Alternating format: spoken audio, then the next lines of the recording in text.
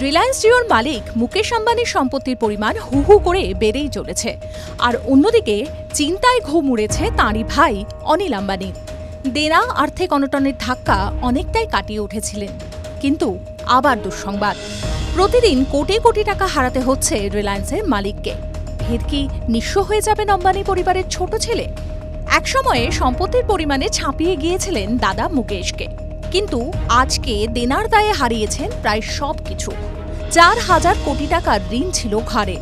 দক্ষিণ আফ্রিকায় একটি সংস্থায় 16,000 কোটি টাকা বিনিয়োগ করেই ডুবে গিয়েছিলেন অনিল আম্বানি।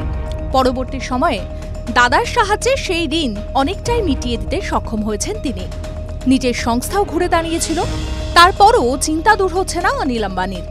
অনিল আম্বানির এই চিন্তার কারণ হলো তার সংস্থা রিলায়েন্স ইনফ্রা। এই সংস্থার শেয়ার হু হু করে পড়ছে। বিএসইর তথ্য অনুযায়ী গত 114 দিনে রিলায়েন্স ইনফ্রার শেয়ার 38% পড়েছে।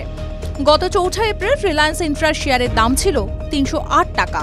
সেখানেই গত শুক্রবার অর্থাৎ 26শে জুলাই কোম্পানির শেয়ার নেমে দাঁড়িয়েছে 189 টাকা 95 পয়সায়।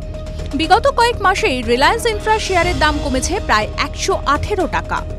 শেয়ারের দামে এই পতনের কারণে রিলায়েন্স ইনফ্রার বাজার দরও পড়েছে, অর্থাৎ দৈনিক 41 কোটি টাকারও বেশি ক্ষতি হয়েছে অনিল আম্বানির সংস্থার। তবে কি আবার সর্বশান্ত হওয়ার দিকে এগোচ্ছেন অনিল আম্বানি? TV9 Bangla digital.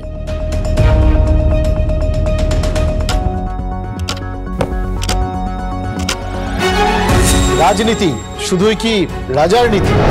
রাজা উজিরের চোখে নয়, আপনার আমার চোখে সমাজের ছবি। কঠিন কথা সহজভাবে না বললেই নয়, না বললেই নয়।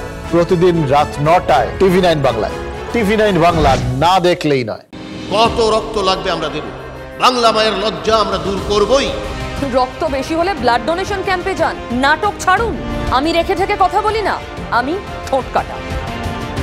দেখুন ঠোঁট কাটা প্রতিদিন রাত 8টায় TV9 বাংলায়। TV9 বাংলা না দেখলেই নয়।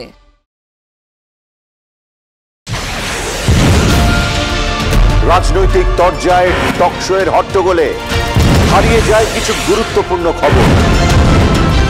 দেশ বিদেশের না জানা খবর যা চমকে দেবে আপনাকে। সেই খবরই নিয়ে আসি আমি আপনার সামনে। আমি অনির্বাণ চৌধুরী।